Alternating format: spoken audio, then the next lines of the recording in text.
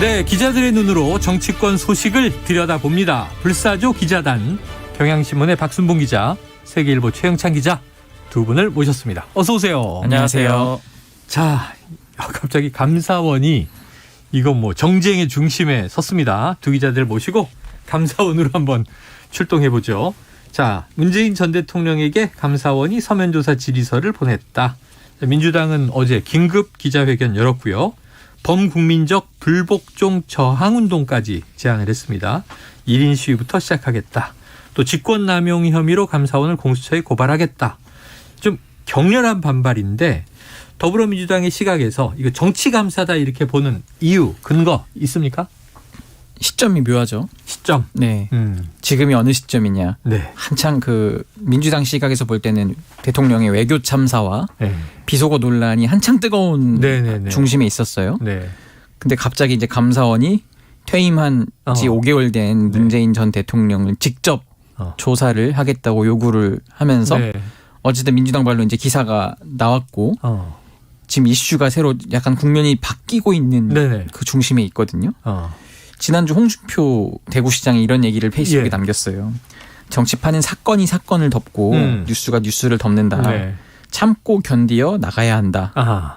이 말이 너무 와닿더라고요. 네네네. 바로 지금 대형 이슈가 터지니까 쏙 들어가잖아요. 비속어 논란 이런 것들이 뉴스에서 사라져요. 지면 네네. 신문을 봐도 그렇고 뭐 TV 뉴스를 봐도 그렇고 어쨌든 그런 면에서 민주당이 의심을 하는 거는 이거 너무 네네. 정치 감사 아니냐.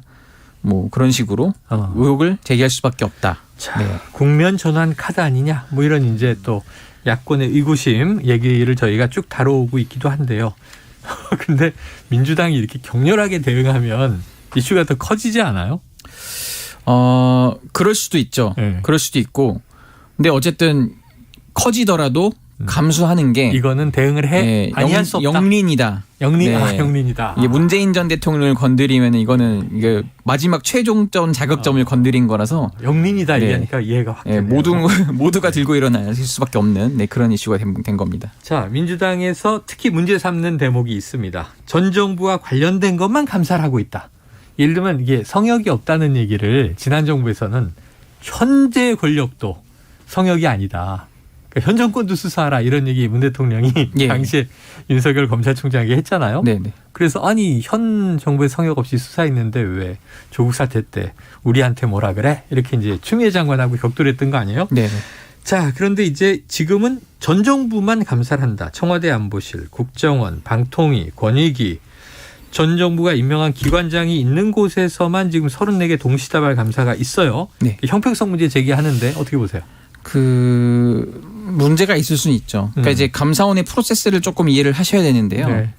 감사원은 이 1년 동안 이 감사 계획이 있어요. 그 뭐 특정 부처에 대해서는 우리가 뭐 2년 전에 했으니까 이건 내년에 하겠다. 뭐 이런 거라든지 아니면은 이제 국회에서 상임위에서 이제 이거는 문제다. 이 사안에 대해서 감사를 의결한다라고 하면 국회에서 넘어오는 게 있고 네네네. 뭐 이번 건 같은 경우에는 이제 뭐 계속 감사 요구가 들어오고 또 이게 민간에서도 이제 민원이 들어온 경우도 있고 해서 검토했을 때 문제가 있다고 판단하는 경우에는 이제 특별감사, 뭐 특정감사 뭐 이런 걸 실시할 수도 있거든요. 근데 지금 유독 전 정권과 관련된 것들 중에서도 기관장이 지금 내려오지 않는 것들에 대한 게 좀 많이 있잖아요. 이러면 좀 아까 말씀드린 것처럼 민주당 입장에서 볼 때는 이게 정치 감사가 아니고 뭐냐라고 의혹을 제기할 수밖에 없는 그런 게 있거든요. 이게 지금 한 34곳을 뭐 동시다발적으로 감사한다 뭐 이런 얘기가 있는데 표창을 한 3-4개만 던지면은 피할 수 있거든요. 네. 수십 개 던지면은 이게 피하기가 어려운 뭐 하나만 걸려라. 네네. 약간 감사원 입장에서는 이렇게 좀 우리가 받아들일 수도 있다. 네. 무협지에 비교를 해서 그렇죠. 표창. 그러면은 최 기자님 제가 쉽게 물어볼게요. 예. 정치 감사입니까? 그런 성격이 좀 보이긴 하죠, 사실은. 네네네. 네. 그러니까 이제 감사원이 어쨌든 그런 얘기를 했잖아요. 감사원장이 최재해 감사원장도 뭐 국정을 뭐 지원하는 기관이다. 대통령을 지원한다 이런 표현 써서 그런 표현을 써버린 이상 이제 최재해 원장이 비록 문재인 전 대통령이 임명한 사람이긴 하지만 본인이 나와서 그런 말을 해버린 이상 모든 행위는 이제 의심을 살 수밖에 없거든요. 현 정부와 손발을 맞추는 거 아니냐. 우리가 지금 대통령이 뭐 저희 보도로 인해서 건진법사 이후에 모든 게 다 그렇게 의심을 사잖아요. 약간 좀 무속과 관련돼서 그런 것처럼 이거는 본인이 자초한 거다라고 볼 수 근데 있습니다. 여권 입장에서는 이게 일정상 좀 마지막 기회라고 볼 가능성이 있어요. 그러니까 지금 국정감사 같은 경우에도 이제 국민의힘에서 나오는 얘기가 어떤 거냐면은 마지막으로 문재인 정부에 대해서 감사를 할 수 있는 기회다. 이제 보통 통상적으로는 네네. 여당은 수비수의 역할이잖아요. 그렇죠, 공격수보다는. 그렇죠. 근데 이번에는 민주당도 공격하고 국민의힘도 공격하는 그런 그림이 될 거거든요. 근데 마찬가지인 거죠. 감사원이 지난 이 과거 행적에 대해서 감사를 하는 거다 보니까 문재인 정부 시점하고 좀 겹치게 되는 겹치죠. 그런 기관들이 네네. 나오게 되는 거고, 그러니까 이제 이걸 좀 근간으로 해서 이걸 좀 명분 삼아 가지고 지난 정부 적극적으로 감사하겠다 이런 취지도 있을 겁니다. 네, 그러니까 올해도 뭐 5월 9일까지는 문재인 정부, 5월 10일부터 윤석열 정부. 네. 그러니까 문재인 정부에 대한 감사도 포함이 될 수 있고 여당은 거기에 좀 초점을 맞추고 있다. 자, 최 기자님 2018년에 감사원 출입을 하셨더군요. 네네. 당시에는 어땠어요? 전 정부 현 정부 감사. 이게 전 정부 현 정부로 나누기보다는 감사원은 아까 말씀드린 대로 현 정부라고 하더라도 늘 감사를 합니다. 뭐 지자체에 대해 감사를 할 수도 있고, 그 지자체, 네, 정부 부처, 뭐 공공기관 다 감사 대상이어서 네. 그 정도로 좀 힘이 있는 기관이긴 네네. 해요. 그렇기 때문에 이거는 뭐 정권에 따라 뭐 그런 건 아닌데 조금 의심을 살 만한 대목이 있는 게. 네. 2018년 되면 이제 문재인 정부 초창기잖아요. 그렇죠, 그렇죠. 4대강 사업에 대해서 또 재감사가 펼쳐지더라고요. 기억납니다. 감사했는데 또 감사를 하는 거예요. 네네네. 정권이 바뀌어서. 네. 그런 걸 봤을 때 그때도 이제 이명박 전 대통령 측에서 엄청 비판을 했어요. 예. 왜 정권 바뀌었다고 또 하느냐. 4대강 사업을 못 살게 굴어서 안달이냐. 뭐 이런 식으로 했기 때문에 감사원도 약간 좀 그런 것에 영향을 좀 받나? 제 기억에는 3번인데. 네. 문제 있다, 문제 없다, 문제 있다, 뭐 이렇게 계속 바뀌었던 것 같아요. 감사 결과가 정권에 따라 바뀌느냐, 국민들이 또 의구심을 가지고 있는 거죠. 자, 말씀하신 대로입니다. 지금 이제 감사원, 민주당 각각 발표를 하면서 구체적인 상황이 나왔는데 이게 어떻게 된 거냐? 그럼 이제 서면 조사라고, 서면 질의라고 나왔는데 지난주 수요일인 28일에 감사원이 평산마을 비서실에 전화를 걸었다. 질문서를 방문해서 전달해도 되겠느냐 문의했는데 동시에 또 이메일로도 이제 보냈다는 거죠. 근데 비서실은 이틀 후에 이메일을 반송, 수령을 거부한 것이다. 문재인 전 대통령이 강한 불쾌감을 드러냈다. 자, 윤건영 의원이 이제 이게 의역한 것이 아니라 무례한 짓이라고 발표하라. 사실이에요, 요거는? 지금 네. 제가 쭉 뭐 취재한 대로라면은 맞는 것 같고요. 이 정도는 팩트다. 네.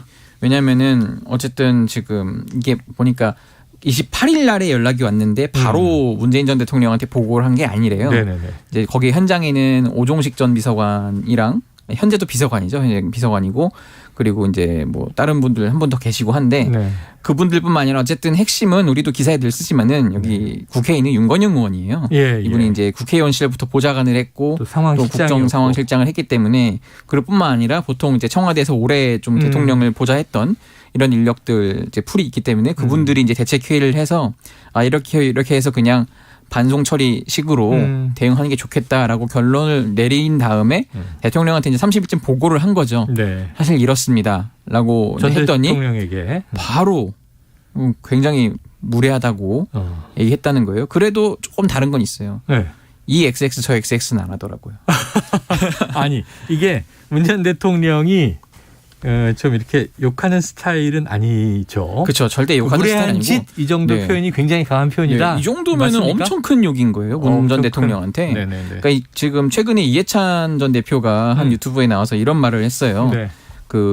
문 전 대통령은 평정심이 깊은 분이다. 누가 절대 뭐라고 자기를 이제 비판을 하더라도 네. 눈만 꿈뻑꿈뻑한다.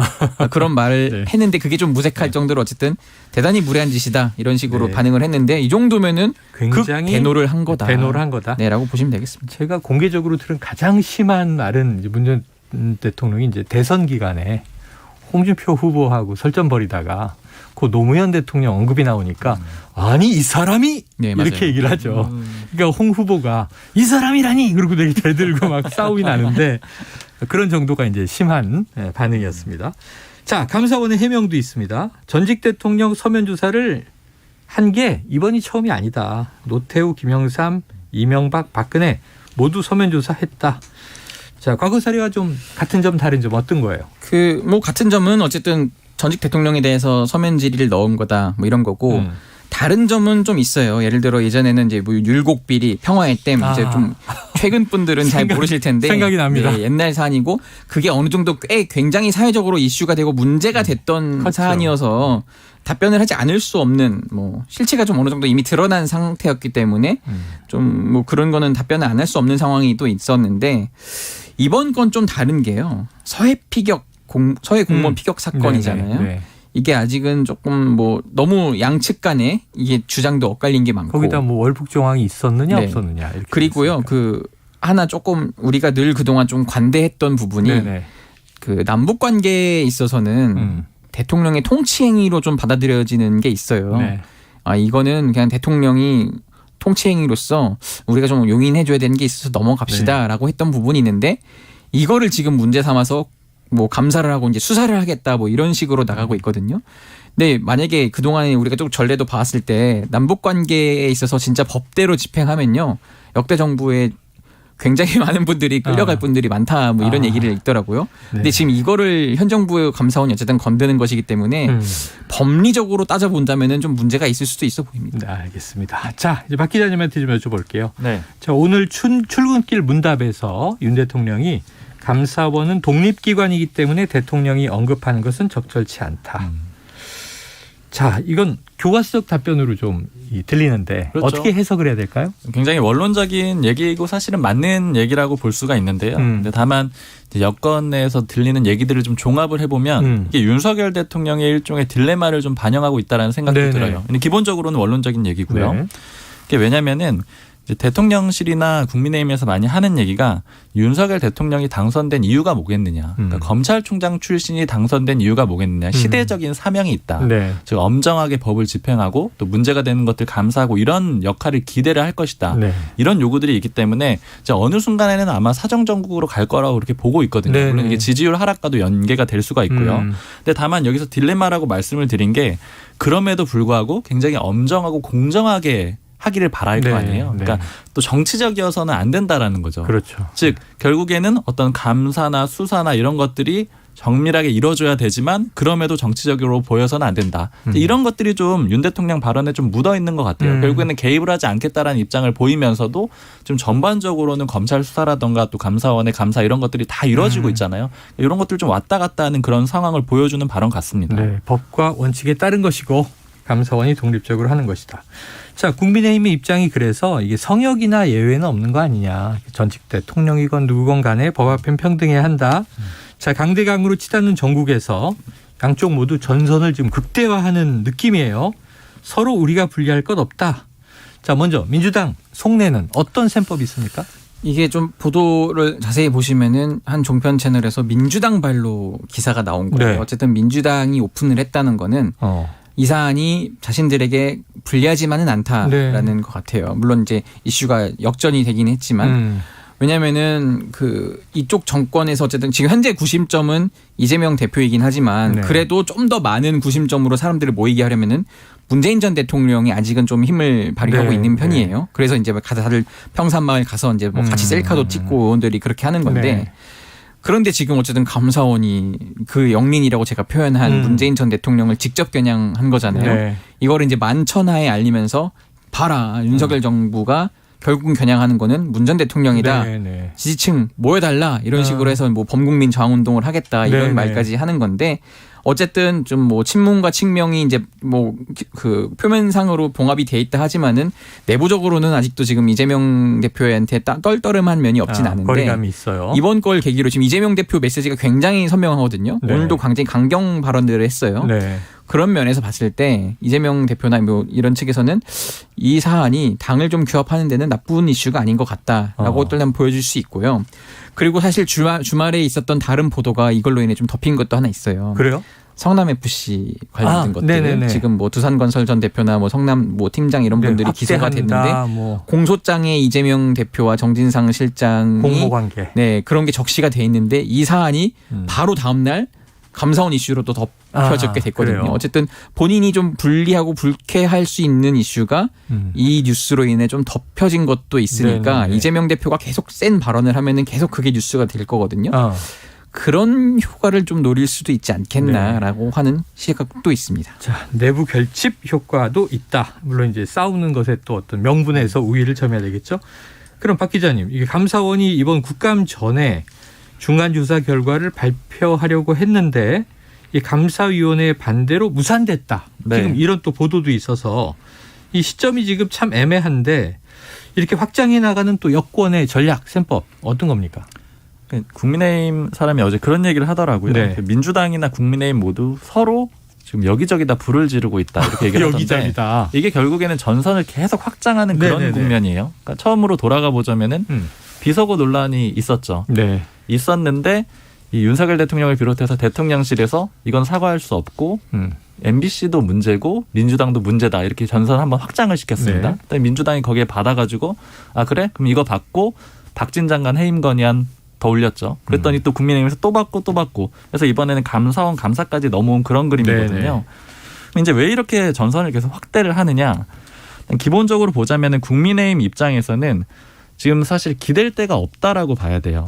왜냐면은 지지율 자체가 굉장히 많이 빠졌잖아요. 그러니까 최근에 한국갤럽 조사를 보면은 24%까지 윤석열 대통령이 지난주 금요일이었죠. 조사 결과가 나왔는데 이제 그거 가지고 국민의힘 사람이 이런 얘기를 하더라고요. 24%라는 숫자는 예전에 탄핵 당한 다음에 홍준표 후보가 받았던 지지율인데 그럼 그야말로 딱 뼈대만 남은 지지율이 아니냐. 그러니까 지지층 일부도 돌아갔다라고 떠나갔다라고 봐야 되기 때문에 이 지지층부터 잡아와야 된다 이런 얘기를 하거든요. 그러니까 결국에는 문재인 전 대통령을 불러오게 되면은 사실 민주당도 나쁘지 않다라고 판단을 한 것 같아요. 왜냐하면 이제 퇴임할 때도 지지율이 괜찮았고 현재 윤석열 대통령의 지지율이 높지 않으니까요. 근데 그럼에도 불구하고 여권으로서는 현실적으로 당장 지지층부터 잡아야 되니까 전선을 가장 크게 확대시키는 그런 그림을 그린 것 같고요. 그리고 아까 최영찬 기자가 얘기를 해준 대로 지금 용산 쪽에서는 아무래도 이 비속어 논란이 너무 힘들어요. 그러니까 국내 이슈도 문제긴 한데 지금 해외에서 계속 다뤄지는 것도 부담스럽고 특히 이제 미국은 문제 없다라고 했지만 지금 여기저기 예를 들자면 외국의 예능 프로에서도 많이 좀 다뤄지고 있고 이런 상황이거든요. BBC가 나왔고. 네. 그러니까 이 문제를 좀 넘어가고 싶은 그런 마음도 좀 있을 겁니다. 그래요. 자, 지금 말씀하신 대로 이제 비속어 논란 참 이게 어렵다. 지금 대통령실 분위기는 어때요? 굉장히 좀 곤혹스러워하는 아직도? 그런 분위기가 많은데 일단 사실은 대통령실 그러니까 용산 쪽이라고 표현을 할게요. 이제 용산 쪽에서는 이 문제를 가장 괴로워하는 것 같아요. 사실 이제 감사원 감사 문제는 오히려 이제 서로 좀 이 공격을 벌이는 그런 그림이 있는 거고 지금 일단은 어느 단계까지 왔냐면 이제 바이든은 무조건 아니고 날리면인 거는 확실한 거고 그 다음에 이 XX도 없었던 게 아니냐 여기까지 그림이 온 거거든요. 그러니까 이제 원래 이제 보수 정치인인데 패널로도 많이 활동하는 분한테 얘기를 들었던 게 용산 쪽이라고 또 표현을 하겠습니다. 그쪽에서 나오는 얘기가 이제 바이든은 당연히 아닌 거고 XX에 대해서도 대통령이 기억이 없다라고 하니 이것도 없었다고 봐야 되는 게 아니냐 이런 얘기를 우회적으로 하더라는 거예요. 그러니까 일종의 압박으로 느꼈다라는 거죠. 근데 이제 자신이 들었을 때는 이게 아무래도 XX는 있었던 것 같기 때문에 굉장히 옹호하기가 좀 괴롭다 이런 얘기도 들었고 그리고 모 보좌진한테 전해드린 얘기인데 이 대통령실에 모 행정관이 전화를 새벽에 술에 취해서 전화가 와가지고 아 나는 바이든인 것 같다 이렇게 얘기를 하더라는 거예요. 그러니까 이게 결국 대통령실 내에서도 국민들이 느끼는 혼란만큼 내부에서도 혼란이 있는데 대통령실의 기조는 정리가 된 거잖아요. 바이든은 확실히 아니고 그렇죠. XX는 기억이 안 나지만 없는 걸로 뭐 보인다 이런 정도까지 지금 와 있는 상태거든요. 근데 지금 이거를 이제 국민들이 얼마만큼 받아들일 수 있겠느냐 이 교두보 역할을 해야 되는 여러 사람들 입장에서는 중간에서 조금 혼란스러운 그런 상황인 것 보도가 같아요. 됐으니까 이게 약간 위험하다. 행정관 넘어가죠. 자, 조금 전에 이제 그 24% 지난주 금요일 이제 갤럽 조사, 한국 갤럽이 9월 27일, 29일 사흘 동안 조사를 한 거고요. 자체 조사입니다. 이 윤 대통령 직무수행에 대한 설문조사 잘하고 있다 긍정평가 24%, 잘못하고 있다 부정평가 65%. 자세한 내용은 중앙선거여론조사 심의위원회 홈페이지를 참조하시면 되겠습니다. 자, 국감 넘어가 보죠. 오늘 어쨌든 뭐 시작됐습니다. 근데 계속 그 일부에서도 뭐 외통위 파행 이 얘기부터 전해드렸는데 자, 박 기자님 뭐 상임위 여러 곳이 다 전선이에요? 네, 아까 제가 여기저기에 서로 불지른다라고 말씀드렸잖아요. 네. 그 불지른 결과물이 지금 국회 이 국감에서 상임위별로 다 불이 질러진 거고요. 그러니까 쉽게 말씀드리면은 비속어 논란은 당연히 이 외통위에 연결이 될 수밖에 없고요. 그리고 이걸 가지고 민주당에서는 홍보수석도 잘못했고 또 박진 장관도 잘못했고 뭐 이렇게 여기저기 공격을 하고 있잖아요. 네. 대통령실 인선으로도 연결이 되니까 운영위도 또 잘못했다. 그렇죠. 이렇게 나오는 거고요. 그리고 또 감사원 같은 경우에는 감사원도 대상이 되거든요. 국회가 감사를 하는데 그게 바로 법사위에서 합니다. 또 법사위에서 이 문제를 다루게 될 겁니다. 즉 또 여기에 더해서 아까 비속어 논란 또 MBC 같은 경우에도 관련이 돼 있잖아요. 그럼 또 과방위도 연결이 되겠죠. 그렇죠. 뭐 이런 식으로 여기저기 전선이 펼쳐져 있습니다. 그리고 기본적으로는 이재명 대표하고 또 김건희 여사 관련해서 수사가 진행 중이잖아요. 법사위도 물론이거니와 이제 교육위원회도 또 김건희 여사의 그 논문 관련된 문제들이 있기 때문에 이렇게 돼 있어서 사실 이렇게 일일이 따져보자고 하면은 관련이 안 된 상임위가 거의 없을 정도로 여야 간의 대부분의 쟁점이 다 성립이 돼 있고요. 네. 그리고 예를 들자면 에너지 문제도 있잖아요. 그렇죠. 뭐 원전이라던가 태양광도 있고. 네, 태양광에 대해서 국민의힘에서는 이제 문재인 정부에서 잘못했다라고 보는 거니까 이런 것들은 또 산자위에서 다 연결이 될 수밖에 없고요.